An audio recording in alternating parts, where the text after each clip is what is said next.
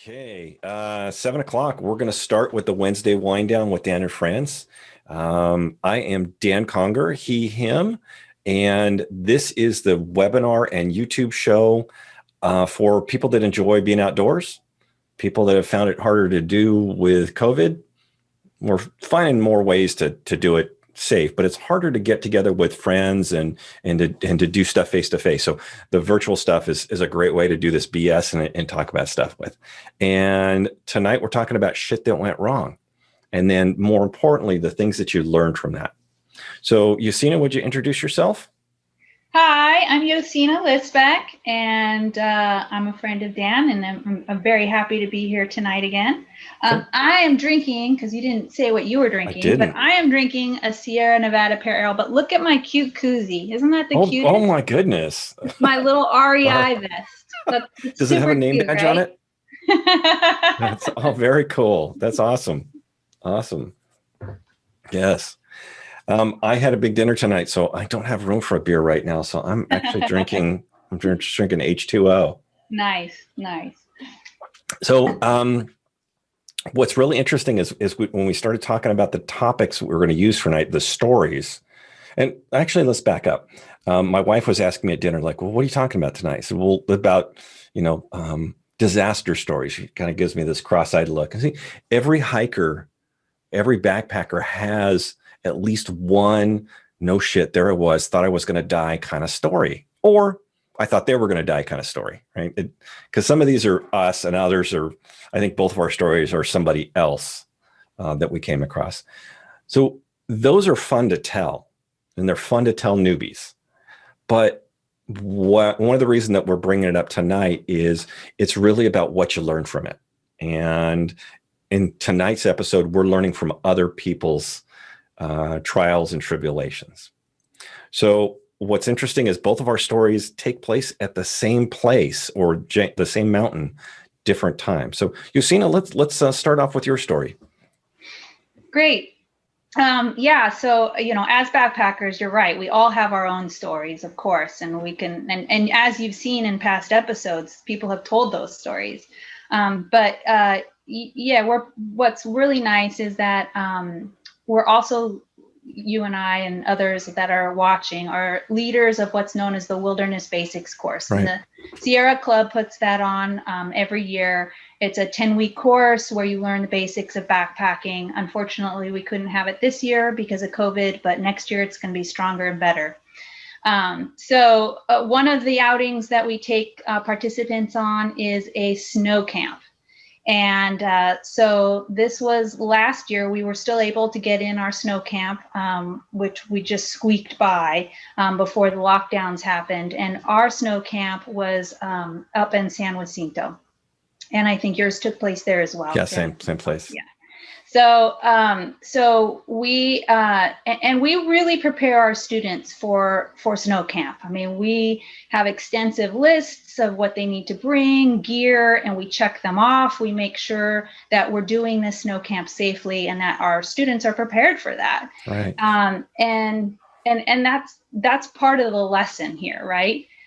Is that all of our students were well prepared to spend the night in the snow. Now, this is the last outing in the course series, right? So they've kind of taken from perhaps not knowing anything to the most knowledge and the most experience they're going to have before they go on this. Correct. Yeah. Right. Yeah. It's the very last thing. And some people don't do it. They don't want to be in the snow for any reason. Mm-hmm. And some people will never go to the snow again after our outing.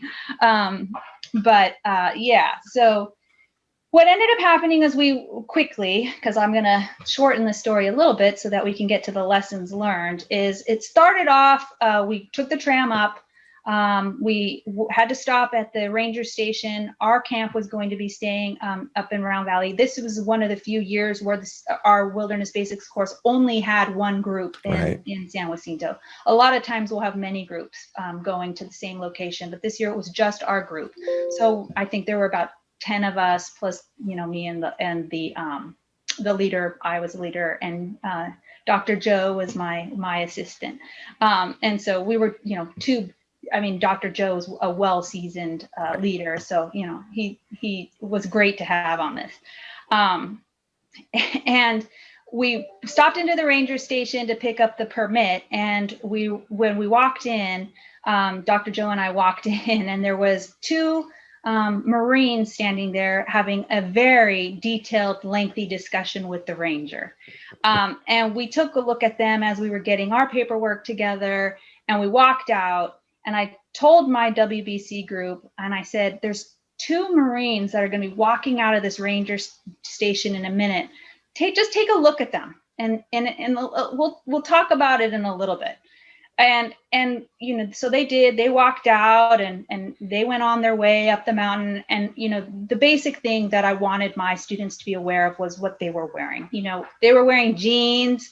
They were wearing a hoodie.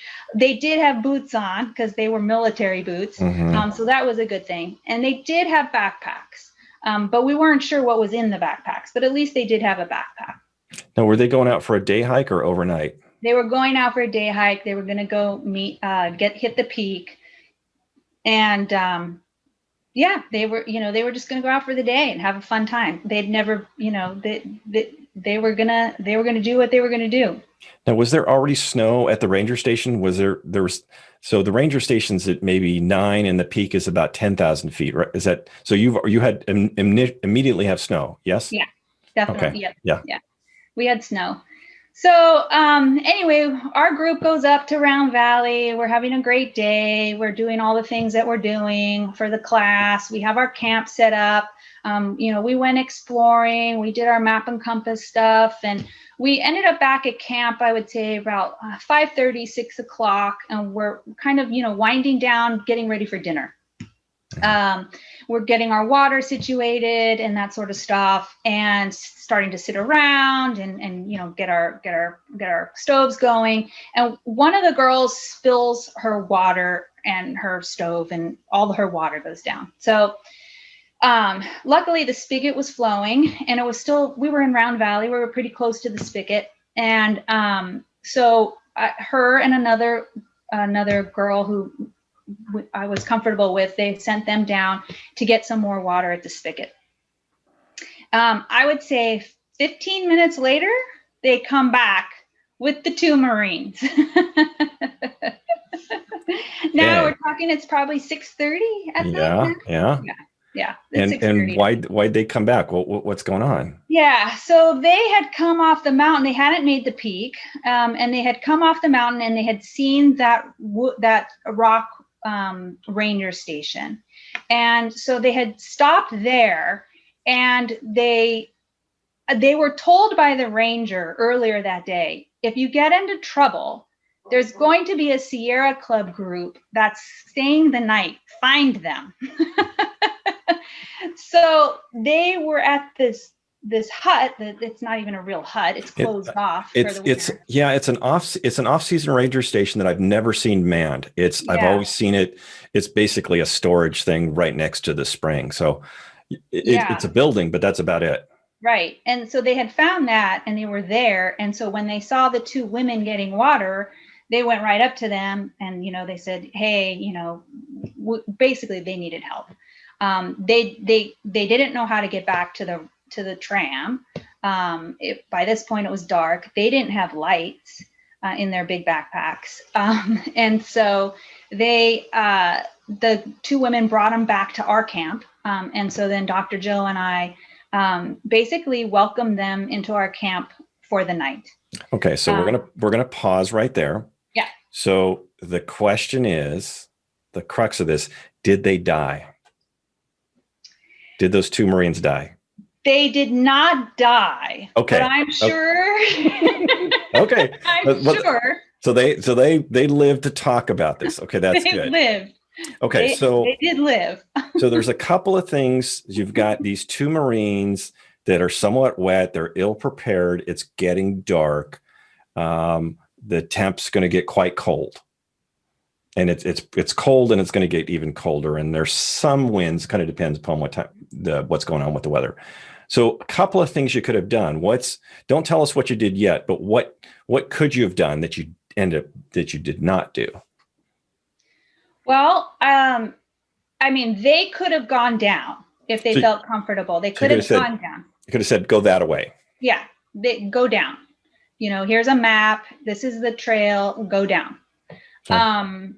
That was one solution, right? Mm-hmm. There was no way I could send somebody with them to show them the way. So that was, I was going to say, that was it's a non-option for you, but in other circumstances, it might be an option to go with them. And why couldn't you go with them to get them there? Yeah, it wasn't an option for us because we were with Sierra Club WBC group. And as that, we have responsibilities to our members and our group. And, the sweep team had already left too. Yeah, this was what he's referring to is as part of the WBC class, we have a team that stays and will do checks on our participants to make sure that they're handling the altitude all right, that they're not having any adverse reactions to the weather, whatever reason that we may have to have somebody come down, we have provisions to allow that to happen. But they were gone. I mean, we're talking about 6:30, 7 o'clock at night now. So they're gone. We don't have the option to send somebody down with them, and they were not comfortable going down. So that was one solution. They could have gone down. Another one was, we could have, I carry an inReach. Many of the people do have a satellite. We could have called somebody to come and get them. I mean, they weren't really lost. So I would have felt a little uncomfortable, like doing an SOS for them. Yeah. But I mean, that is an option. We could have hit the SOS button and had some sort of communication with the search and rescue. We could have. So what'd you end up doing? So what we ended up doing was inviting them to stay the night with us. There was no way they were going to stay in a tent with us. I mean, we had provided that option. It was they weren't going to impose themselves upon you. Impose themselves. Yeah. Okay. They weren't going to impose themselves in a tent. They were already in our group. Now, I think for people that aren't in the military, I'm not either, but I think it's worth recognizing for two guy Marines to ask two women for help in itself is quite a feat. So that was probably their way of saving grace. Like, no, we're not going to sleep in a tent. We're not going to do that. So. Yeah. Okay. Now, so we took inventory of what they had in their backpacks. What they had in their backpacks, their sergeant had told them to bring their sleeping bag. Well, thank goodness. So they did have a sleeping bag, and they had this huge military knife that each of them carried, and water. So it was just, it was something that was pretty useless, once you had you're in the situation. Luckily, they stumbled upon a WBC class that had all kinds of stuff with us. So we had carried an extra tarpaulin in case it had rained or snowed, so that we could put it up, so that we could sit under and still have a meal together if we needed. We put that down on the ground for them. All of us carry 2 pads. We a closed cell phone pad and then an air pad. That's what I carried. Dr. Joe carried the same. So Dr. Joe and I both gave up our closed cell phone pads, and we put those under those guys. Everybody has a Mylar blanket. There was also somebody who had an emergency bivvy. So one of the Marines, they drew straws, I guess. One of them got to be in the emergency bivvy. Both of them had Mylar blankets underneath them. The other one, who didn't have the emergency bivvy, we also gave 2 more Mylar blankets to, so that they could, wrap up kind of like burritos, to stay warm. We also put big logs, big stumps right by their head, so that if there was wind, it would kind of act as a wind and go over them rather than come right into their head and their sleeping bag. We gave them food. We gave them hot tea. They joined us. But they're in jeans and hoodies. Okay. So let's kind of step back and say, what what did they do? What would you say are they absolutely did wrong? Let's pick a couple things they absolutely did wrong. We were just starting to go on clothing. Yeah, clothing. I mean, they just didn't have the appropriate layers to be in that kind of terrain and that kind of weather. And they didn't have any extra clothing in case they ran into a problem and had to spend the night, right? That's always part of the 10 essentials, is to make sure that you have those appropriate provisions, and they clearly didn't. They didn't have, let's just go to the 10 essentials. They didn't even have the 10 essentials. They had water, they had their sleeping bag, and they had a huge knife, which I guess a knife is part of the 10 essentials. So that shouldn't be too hard. Yeah, but maybe that one bear that occasionally comes up San Jacinto, it's like one bear. Yeah. So, they were freezing. They were freezing cold when we were sitting with them. And they were freezing cold when they went into their sleeping bags that night. They didn't want to take their boots off because they were worried that I don't know what they were. We kept telling them that their socks needed to dry out. They didn't. So whatever. They went into their sleeping bags with their boots. The next morning, we woke up and Dr. Joe said, somebody poke them to see if they're still alive. For the big popsicles. Yeah. Yeah. Yeah. And they were, but again, they were shaking when they came out of their sleeping bags, and that's the warmest I'm sure they would have been, right? I mean, they were shaking. Yeah. We got them into the sun. We again gave them hot tea, hot breakfast. Yeah, they lived, but I'm sure they had a miserable night. Well, that's actually probably a pretty good outcome. Yeah. That they had a miserable night. They survived, but they had a miserable night. Yeah. Well, it's a good thing that they did find you. So there was a question that popped up, and I think this might be good for when I talk about PLBs, satellite messengers or not. What number would you contact if you had an inReach? And so let's say you wanted to let someone know, how would you? Sure. So if there was, if I was going to let somebody like their emergency contact know, I can text a contact. So they'd have to say, Yosina, please text this number, and give you the number. That's one way. That's one person I could have contacted. Mm-hmm. And I've done that in the past in cases of emergency situations where I've run into other issues where I've run into hikers and I've needed to tell so-and-so, I am with so-and-so, they are okay, but they are running 2 hours late.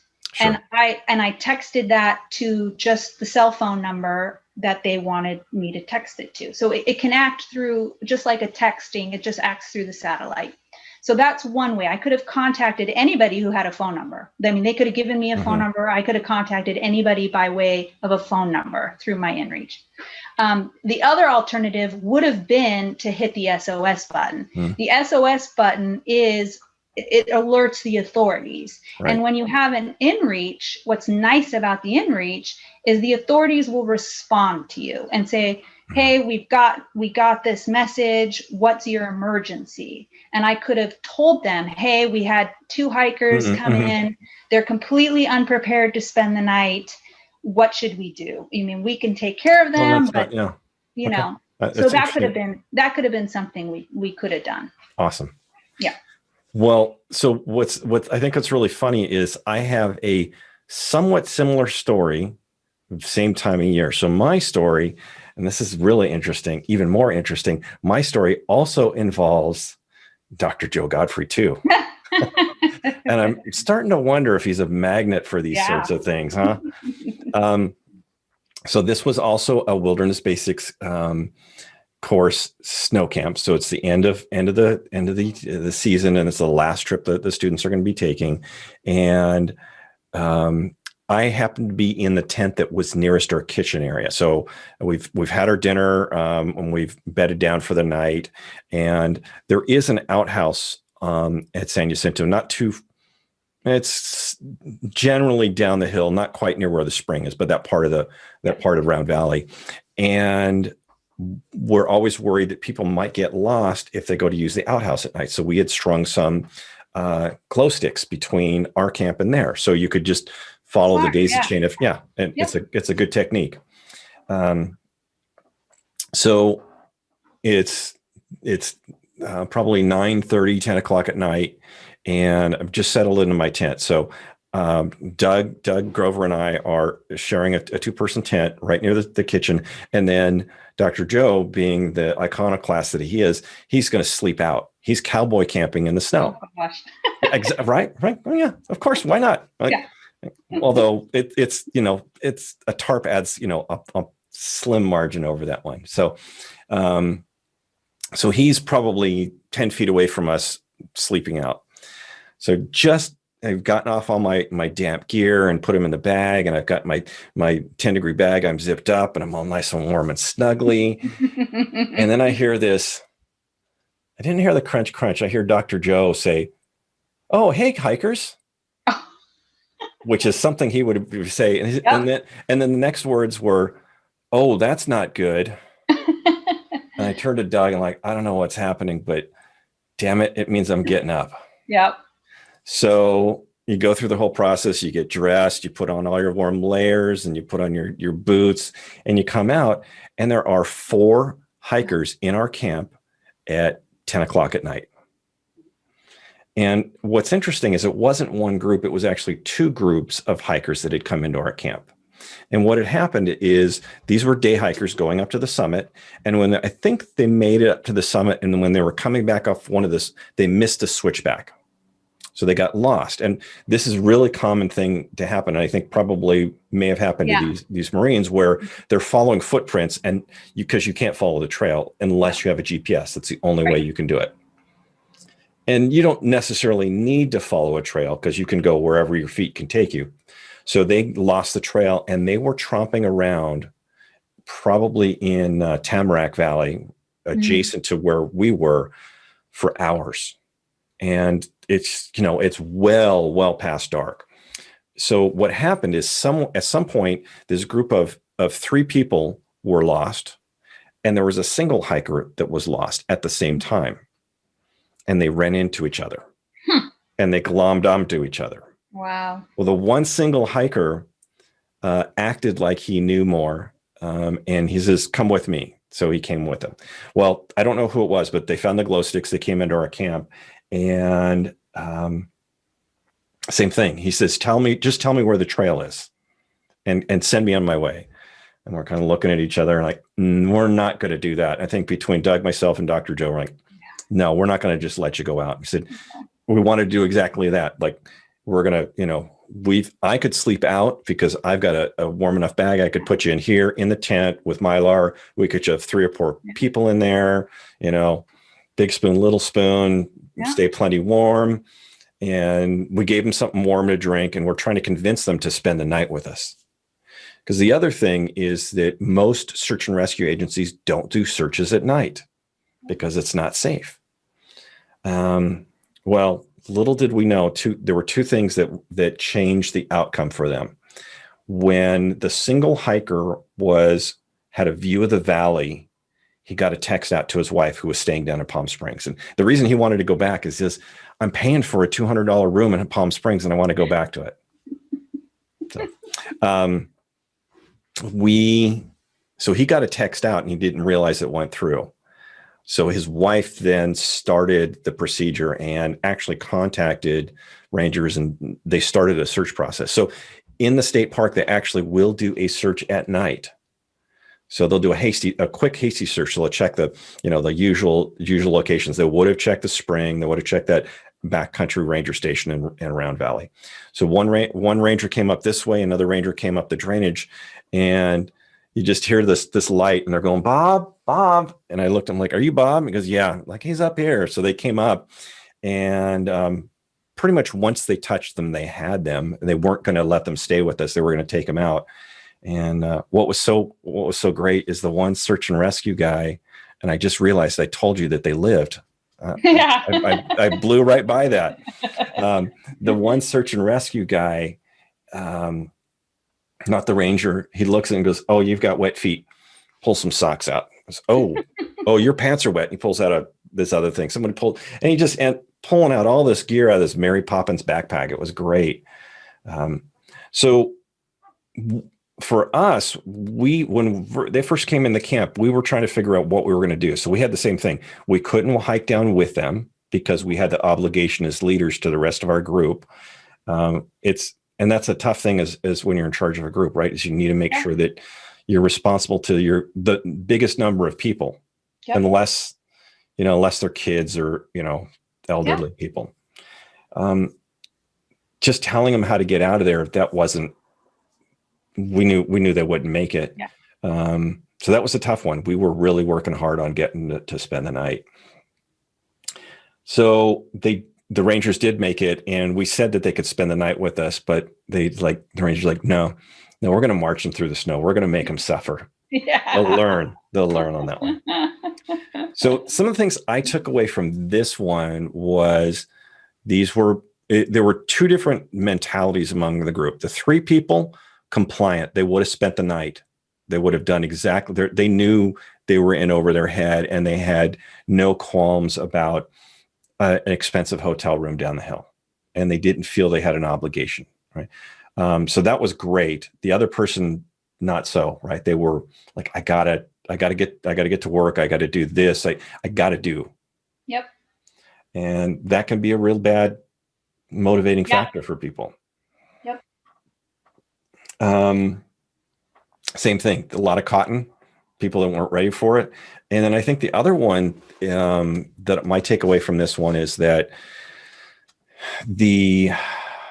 it's so easy to get lost in the snow. Yep. What's your technique for navigating in the snow when it's easy to follow footprints? Well, I mean, I have a couple ways that I navigate in the snow. One is generally I'm in an area that I'm pretty familiar with, either like San Jacinto, I'm pretty familiar with even in the spring and the summertime. So I'm familiar with the terrain pretty much. So when the snow covers it, I still kind of know where I am. I know what I'm looking at. I understand the terrain. I understand the different drainages. So of course, utilizing a map in those situations is extremely helpful. And I always have that. But more recently, I've come to rely on, I wear a Garmin Phoenix 6S watch. And the Garmin, it has all of the maps downloaded to it, and it pinpoints where you are on that map. And it will show the trails, and it will also show your trail. So if I'm, like if I'm snowshoeing, for example, is a perfect opportunity. If I'm walking in on a snowshoe route, and then I'd want to not follow my own snowshoes back, but I want to come back around, I can see on my Garmin, on my GPS, where I am and what routes I can take to go back. And if at any point I do need to, I can follow my footsteps back. Yeah. So I've come back around to really relying on a good GPS map and location. I second that. I think GPS is even if it's just a backup, I think it's a really good tool to have. Because the other thing that really did these people in, and if I didn't have a GPS and it was dark and it was snow, I probably would have gotten lost too. That was really easy to do because you don't have your high points to navigate from, right? Yeah. So one of the things in both of those valleys, you've got 2 or 3 peaks that you can navigate. And sometimes if I just know that I am west of this peak and south of this, I know generally where I am. Yeah. Take that away from me at night. Yeah, right. You can't see at night. Yep. Or whiteout conditions that would be the same thing. Yep. Yeah. So I think for both of our stories, extra prepared, right? So there's not just the sleeping bags and the K-bar knife. There's a little bit more than that one. And even then, the core 10 essentials that you'd use in the summer, not quite enough, right? No.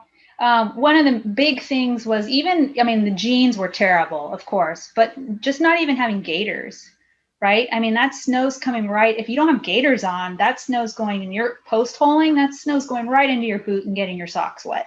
Right. So, gaiters and, the appropriate footwear and just all those things are just so important even when you're just hiking in the snow. I really like the idea of the sleeping bags, and that I think that's a good. I do that when I go on a snow day hike. I will bring my sleeping bag. Yeah. Um, And an emergency bivvy. yeah. The Mylar blankets aren't enough. They just Mm, aren't enough if you have to spend the night. mm, An emergency bivvy is going to give you a lot, not a lot, but it's going to give you more warmth than a Mylar blanket. true. Okay.